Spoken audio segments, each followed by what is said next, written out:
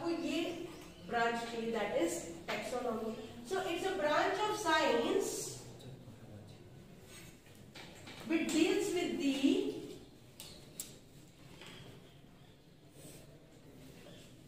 study of species by identification, nomenclature and classification. अब identification किसके base पे करोगे बेटा? उसके ऑब्जर्वेबल कैरेक्टर के बेस पे, ठीक है, उसके ऑब्जर्वेशन के बेस पे. So by seeing the species, by observing observation, by identification, nomenclature, classification, ये तीन मेन है. ऑब्जर्वेशन भी लिख सकते हो बाय ऑब्जर्विंग दैट स्पीशीज, ठीक है, ऑब्जर्वेशन भी लिख सकते हो. लेकिन मेन जो तीन चीजें अपने को सीखनी है, that is identification, nomenclature and classification. इसको कैसे क्लासिफाई करना अलग अलग कैटेगरीज. तो ये अगर तीनों चीजें अपने स्टडी करते हैं कोई स्पीशीज का, तो उस ब्रांच को बोलते हैं टैक्सोनॉमी. अब ये टैक्सोनॉमी जो है, this is a Greek word, ये ग्रीक वर्ड है. टैक्सोनॉमी टर्म जो है, it was given by APD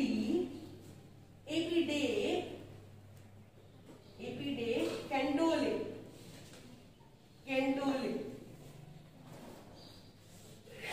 नाम था उसका. सो टैक्सोनॉमी किसने, कैंडोले ने दिया है. कभी APD नहीं लिखते, डायरेक्ट कैंडोले लिखते हैं. तो वो आप देख लेना कि कौन से साइंटिस्ट का नाम लिखा है. बट इसके जो फादर थे जिन्होंने ये सब काम किया सिस्टमैटिक के ऊपर, टैक्सोनॉमी के ऊपर, क्लासिफिकेशन के ऊपर, that was Linnaeus. So Linnaeus is the father of taxonomy. पिता थे, लीनियस वाज द पिता, फादर ऑफ टैक्सोनॉमी. अब टैक्सोनॉमी के बेस पे हम देखेंगे कि टैक्सॉन किसको बोलते हैं, टैक्सा किसको बोलते हैं, टैक्सोनॉमी हायरार्की, कैटेगरी किसको बोलते हैं. पर इसको समझने से पहले हम ये भी समझ लेंगे कि सिस्टमैटिक क्या है. What is systematics? तो systematic is also a branch of science which deals with the study of species, but based on, this is based on, ये कैसे करते थे, आइडेंटिफिकेशन, नोमेनक्लेचर, क्लासिफिकेशन, ये सब करके स्टडी करते थे टैक्सोनॉमी. लेकिन सिस्टमैटिक और टैक्सोनॉमी में क्या डिफरेंस है? ये ग्रीक वर्ड है, ये लैटिन वर्ड है. This is a Latin word. Systematic word term दिया लीनियस ने. Term is given by Linnaeus. और systematic involves both things, taxonomy plus evolutionary change. Evolutionary change. तो systematic taxonomy के क्या डिफरेंस है? टैक्सोनॉमी में identification, nomenclature and classification. But taxonomy के साथ जब इवोल्यूशनरी चेंज आ जाता है या इवोल्यूशनरी कॉन्सेप्ट लिख दो, ये दोनों जब जुड़ जाते हैं तो वो बन जाता है सिस्टमैटिक. डिफरेंस पता चल रहा है? तो इनडायरेक्टली सिस्टमैटिक में क्या हो गया? Identification, nomenclature, classification along with evolutionary concept. समझ लो, फाइलोजेनेटिक कॉन्सेप्ट. ऐसा भी अब अलग अलग तरीके की डेफिनेशन आ सकती है. Systematic is a branch of science that deals of the species based on taxonomy as well as phylogenetic relationship, और टैक्सोनॉमी एंड इवोल्यूशनरी कॉन्सेप्ट और इवोल्यूशनरी रिलेशनशिप. तो इसको बोलते हैं बेटा सिस्टमैटिक्स. समझ लो. और सिस्टमैटिक के बेस पे अभी रिसेंटली जो कॉन्सेप्ट आया है, दैट इज न्यू सिस्टमैटिक. अभी जो रिसेंटली जो कॉन्सेप्ट चल रहा है बेटा, that is known as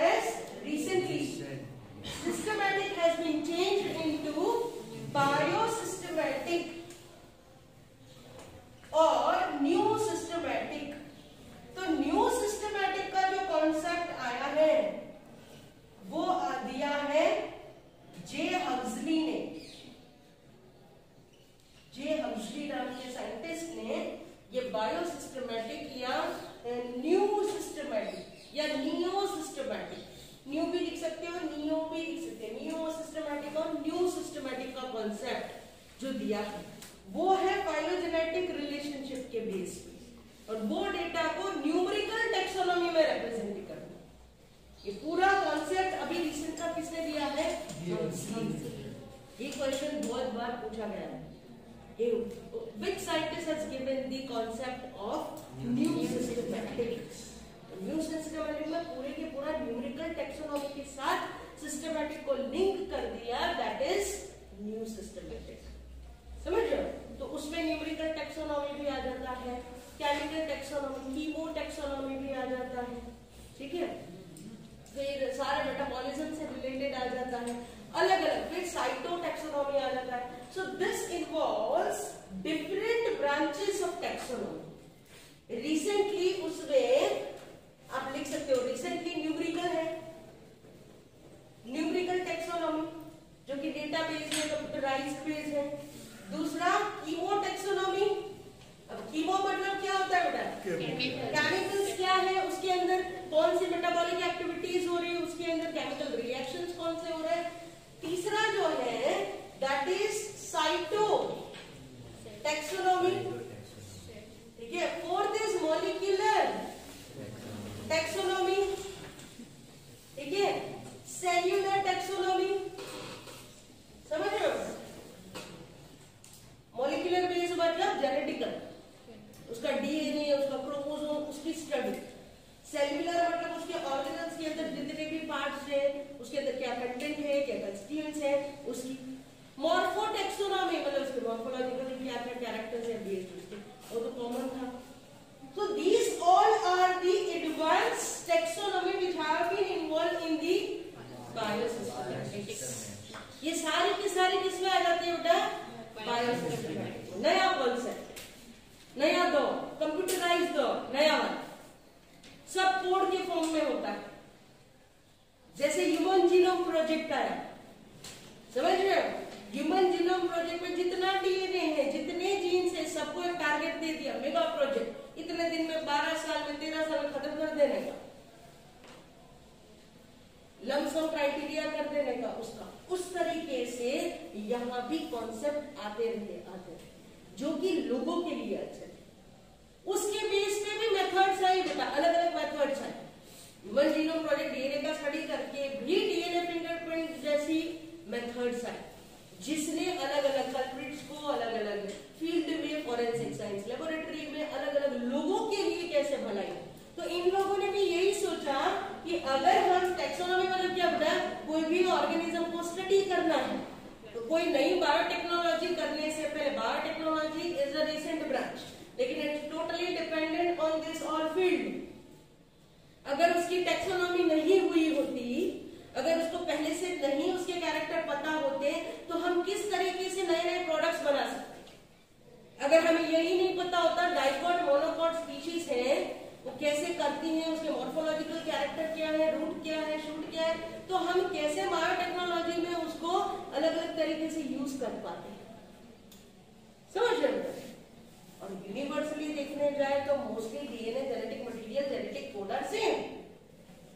genetic code कैसे है बेटा? यूनिवर्सली सेम है, लेकिन फिर भी प्लांट अलग है, एनिमल अलग है।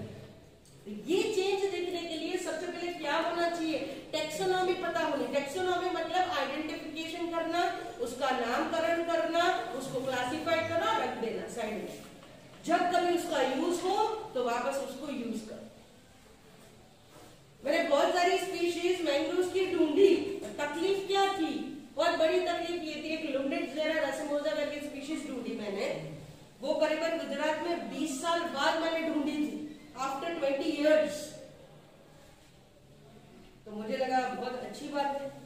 फिर एक दूसरी कैंडेलिया कैंडल, जिसका एक ही पेड़ है पूरे गुजरात में मैंग्रोव का, तो मुझे लगा I am the first to discover that Kandelia candel. तब पता चला कि भाई लीनियस साहब ने ऑलरेडी नाम दे दिया। इतना परेशान करके रखा है वो भाई साहब ने, लीनियस सर ने मुझे इतना परेशान। कोई भी स्पीशीज ढूंढती हूँ और फ्लोरा में देखती हूँ, पीछे लिखा होता है लीनियस, कुछ बाकी रखे ही नहीं गए। कितना टाइम होगा, क्या उसने शादी की थी कि नहीं, मुझे भी नहीं पता। इतना टाइम मिला कैसे होगा उसको? एक भी प्लांट छोड़ा नहीं है बेटा। मैंने ऐसा मेरे नाम पे पीछे मेरा नाम लिखा जाए। पर जब कभी उसको मैं हर्बेरियम बना के भेजी थी बॉटनिकल सर्वे ऑफ इंडिया में, बोले भाई बहन जी ये तो लीनियस सर ने ऑलरेडी ढूंढ लिया। हाँ गुजरात में मैंने ढूंढा था, लेकिन उसका नामकरण हम नहीं दे सकते। I was not the first to discover that species, क्योंकि लीनियस सर ने ऑलरेडी बहुत सारे जो नाम देखती हूँ वो नाम लीनियस का सर बहुत परेशान करके रखा है। इतना गुस्सा आ रहा था इनके ऊपर कि सर आप सही हो, आप सही में पिता, you are the father of taxonomy. ठीक है, जैसे आप लोग हो तो आपके ऊपर रिसर्च करना है तो first you are homo sapiens sapiens, फिर स्टडी होती है। वैसे हर एक ऑर्गेनिज्म को जो ऊपर वाले ने बनाए हैं, हर एक का आइडेंटिफिकेशन हुआ है, हर एक को नाम दिया गया, दैट इज नॉमेनक्लेचर। ठीक है, चलो इतना लिखी तो टैक्सोनॉमी सिस्टमैटिक्स, फिर थोड़ा टैक्सोनॉमी और नॉमेनक्लेचर के बारे में बात करते हैं। टैक्सोनॉमी लीनियस ने बताया था, ठीक है, और ये जो सिस्टमैटिक है जो लीनियस ने दिया था, ये बताया था बुक किताब के अंदर जिसका नाम था सिस्टम नेचुरे। सिस्टम नेचुरे ना चले नहीं नेचुरे, ठीक है। ये थोड़ी वो लैंग्वेज है, लैटिन भाषा है, तो बोलने में थोड़ा वो होता है, ठीक है। ना चले नहीं है नेचुरे, ठीक है। और ये एक बुक है थियरीज ऑफ एलिमेंटाइरे डेला बॉटनिक्यू भाई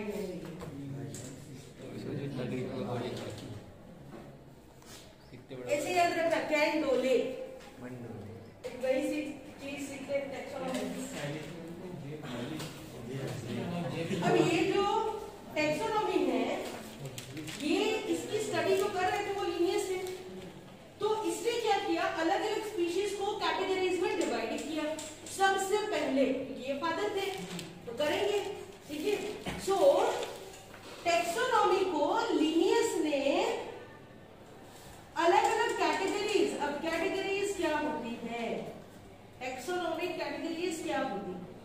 टैक्सोनॉमिक कैटेगरीज का मतलब होता है कि स्पीशीज को या ऑर्गेनिज्म को अलग अलग ग्रुप में डिवाइड कर दे। To divide into different groups based on the characters, based on characters, ठीक है। उसकी सिमिलरिटीज क्या, उसकी डिसिमिलरिटीज क्या, जो भी कैरेक्टर दिखता है उसमें क्या क्या सिमिलरिटी है, क्या डिसिमिलरिटी, तो उसके बेस पे उसको क्या करते हैं बेटा, एक ग्रुप में रख देते हैं, उसको बोलते हैं कैटेगरी, ठीक है। कैटेगरी को आप रैंक भी बोल सकते हो, एक रैंक पे रख देते हैं, एक लेवल पे रख देते हैं, लेवल बोल सकते हो, ठीक है। एक टैक्सॉन बोलते हो, एक रैंक मतलब एक टैक्सॉन, टैक्सॉन, ठीक है, या टैक्सा। ये मैं आपको डिटेल में विद एग्जांपल बताऊंगी। टैक्सा क्या है, टैक्सॉन क्या है, लेवल, रैंक, पर ये सब क्या है, कैटेगरीज, ठीक है। तो कैटेगरी बोलो, रैंक बोलो, लेवल बोलो, टैक्सॉन बोलो, टैक्सा बोलो, ये सब एक ही चीज है, दे ऑल आर वन। कोई पर्टिकुलर लेवल पे जो स्पीशीज है, आइदर उसकी सिमिलरिटी या डिसिमिलरिटी, मोस्टली उसकी सिमिलरिटीज के बेस पे उसको वहां रखा जाता है। लेकिन जैसे जैसे आप अलग अलग ग्रुप में बढ़ते जाओगे बेटा, आपके कैरेक्टर्स बढ़ते जाएंगे। टॉप लेवल से चालू करो तो ढेर सारे कैरेक्टर होंगे, जैसे जैसे नीचे आओगे, नीचे के लेवल में सिमिलरिटी बढ़ती जाएगी। स्पीशीज के अंदर सिमिलरिटी बहुत ज्यादा होती है क्योंकि वो लो लेवल पे, वो लो लेवल पे। अब उसके असेंडिंग ऑर्डर के बेस पे, उसके डिसेंडिंग ऑर्डर के बेस पे अपने टैक्सोनॉमी को अलग अलग कैटेगरीज में डिवाइड कर सकते हैं बेटा, अलग अलग लेवल्स में डिवाइड कर सकते हैं, जिसको बोलते हैं टैक्सोनॉमिक हायरार्की। क्या बोलते हैं,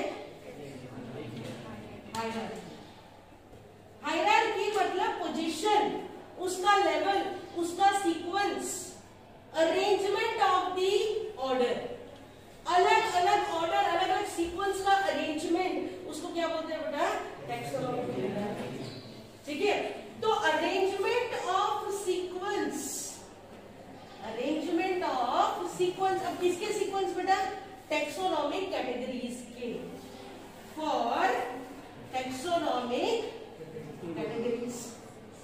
अगर हम अलग अलग टैक्सोनॉमिक कैटेगरीज को ऑर्डर में रख देते हैं ऊपर से लेके नीचे तक या नीचे से लेके ऊपर तक, तो उसको बोलते हैं taxonomic hierarchy.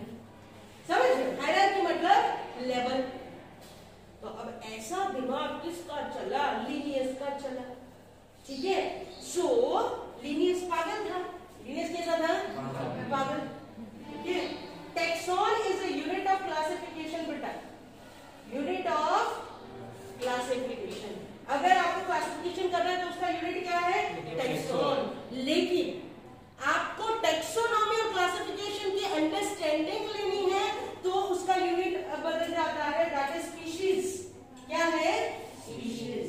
So species is a unit to understand taxonomy and classification. समझ रहे हो? अगर आपको टैक्सोनॉमी क्लासिफिकेशन समझना है तो यूनिट कौन सा है? स्पीशीज। एमसीक्यू में ये देख लेना एक बार। और दूसरा कि सिर्फ एज पर एनसीईआरटी ऐसा पूछा है कि यूनिट क्या है क्लासिफिकेशन का? That is taxon. अब टैक्सॉन बोलो, रैंक बोलो, लेवल बोलो, कैटेगरी बोलो, टैक्सॉन बोलो, टैक्सा बोलो, सेम। ठीक है, इसके एग्जांपल आपको देखेंगे तब बताएंगे। पर अब दास्तां करते हैं लिनियस की। लिनियस बेचारा फादर ऑफ टैक्सोनॉमी। ठीक है, लेकिन टर्म तो कैंडल ने दी। ठीक है, अब लिनियस ने क्या किया? ये भाई साहब ने सबसे पहले कैटेगरी दे दी। पहली बार में इसने कैटेगरी दे दी बेटा स्पीशीज को। इस कैटेगरी को क्या बोलेंगे? Taxonomical categories. क्या बोलेंगे? Taxonomical category. कुछ समझ में आता नहीं था, पागल सा लिनियस सारे नाम लेके बैठा था और उसने 5 कैटेगरीज दी। तो क्वेश्चन हमारे एनसीईआरटी में समझना 7 कैटेगरीज दी है। कितनी बेटा? होती 8 है। होती कितनी है? 8। दी है कितनी? 7। लेकिन सबसे पहले कितनी बनी थी? 5। सबसे पहले कितनी बनी थी? 5। अब हुआ क्या कि भाई साहब लिनियस ने कौन सी 5 टैक्सोनॉमिक कैटेगरी दी थी। ठीक है, इसको याद कैसे करेंगे? कॉग एसवी कैसे याद रखोगे? कॉग एसवी। कार है, मैंने कॉग नाम की कार ली। ठीक है, एसवी कार ली। कैसी कार ली? एसवी। Cog SV. इस तरीके से मैंने इसको याद रखा as a short trick, cog SV. अब सी मतलब क्लास, ओ मतलब ऑर्डर, जी मतलब जीनस, एस मतलब स्पीशीज और बी मतलब वैरायटी। मोस्ट इंपॉर्टेंट क्वेश्चन है बेटा। कॉग एसवी, जो सबसे पहले जो कैटेगरी 5 कैटेगरी कौन सी थी? सिंपल सा दिमाग में याद रख लो, कॉग एसवी खत्म। Class, order, genus, species, variety. जैसे जैसे स्टडी करने लगे तो लिनियस तो भाई साहब पुराने होने लगे और हम जैसे जैसे एडवांस की तरफ आने लगे, इस लिनियस की एक कैटेगरी को डिस्कार्ड कर दिया गया, फेंक दिया गया। भाई तेरी कैटेगरी का हमें कुछ काम नहीं, तू नाकाम। ठीक है, पर इस लिनियस की 4 कैटेगरी को अभी हम रिसेंट ऑब्लिगेटरी कैटेगरीज में रखते हैं। कितनी को रखते हैं बेटा? 4। और डिस्कार्ड कौन सी की? That is variety. Most important question, which category of Linnaeus was discarded in the newly developed taxonomic hierarchy? Variety को डिस्कार्ड करके निकाल दिया। बेचारा रो रो के दम निकल गया उसका। इतनी मेहनत से एक तो ढूंढा था और नए वाले में उसका काम ही नहीं है। सो वैरायटी एक ऐसी कैटेगरी थी जिसको डिस्कार्ड कर दिया। Discard in newly developed category, newly developed taxonomic category. समझ रहे हो? किसको डिस्कार्ड किया था? लेकिन बोला तो रो मत भाई साहब, 4 तो ले ही रहे, एक ही को डिस्कार्ड कर रहे हैं। खुश हो गया आदमी, वाह 4 तो ली, समझ।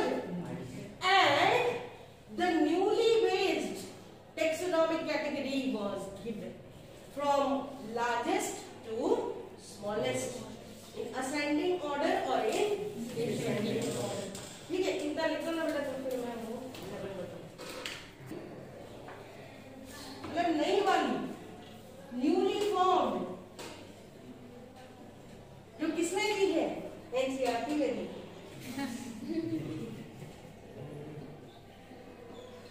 ठीक है,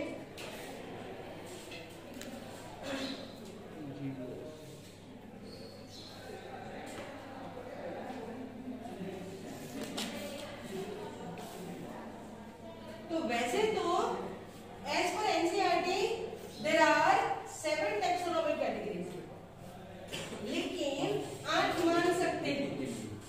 8 can be considered, 8 can be considered.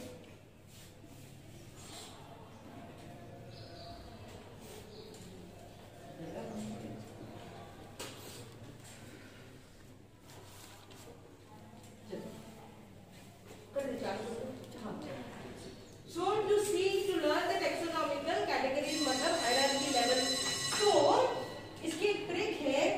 KP को, केपी नाम के मेरे सर है, उसको मैंने बोला केपी को कि आपको for general science exam, KP sir को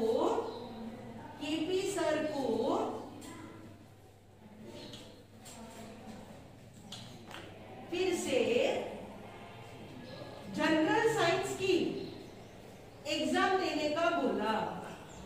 एस एफ को मैं ऐसे याद रखूंगी, इसको आप कैसे याद रखोगे पता नहीं, आपको अगर समझ में आता है। केपी को एफजीएस फॉर जनरल साइंस, ठीक है। तो ऐसे वो भाई साहब एग्जाम दे रहे थे। तब केपी सर को मैंने जब बोला, केपी सर को कि फिर से जीएस की एग्जाम दे दो, ठीक है। सो के इज किंगडम, के is kingdom, P is phylum, phylum को दूसरा डिवीजन भी बोल सकते हो, ठीक है। Order, family,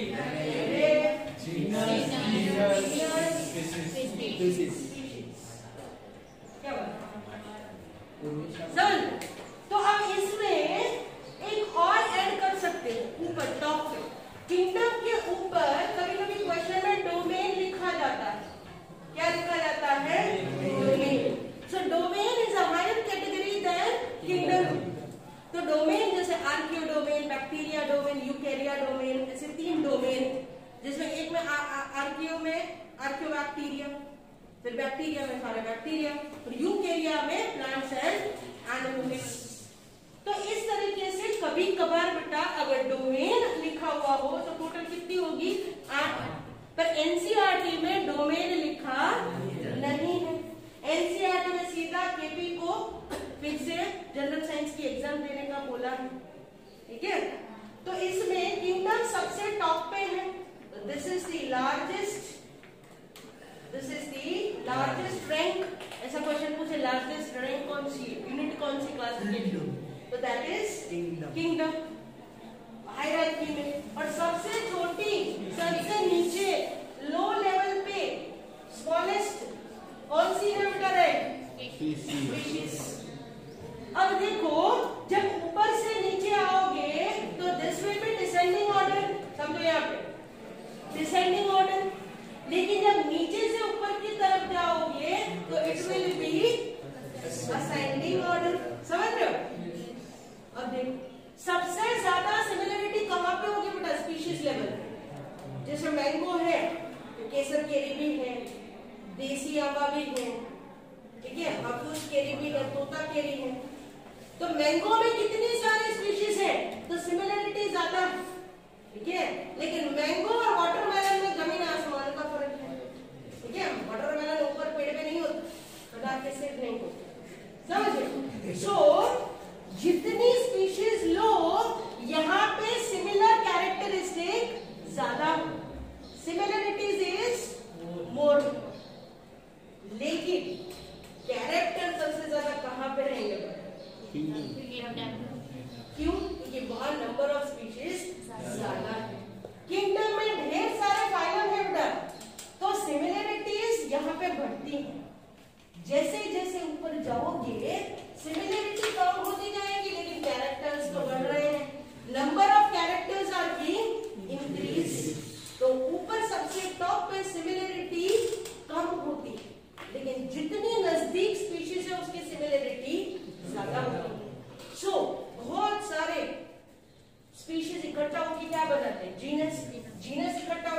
family family order बनाता है, ऑर्डर क्लास बनाता है, क्लास वाइज डिवीजन बनाता है, डिवीजन किंगडम बनाता है। अब इसमें वैरायटी को निकाल दिया और चार चीजें को जी एस, चार तो सेम है बेटा। तो ऐसा क्वेश्चन अगर आपको पूछे कौन सी तीन कैटेगरी ऐसी थी जो लीनियस ने नहीं दी थी?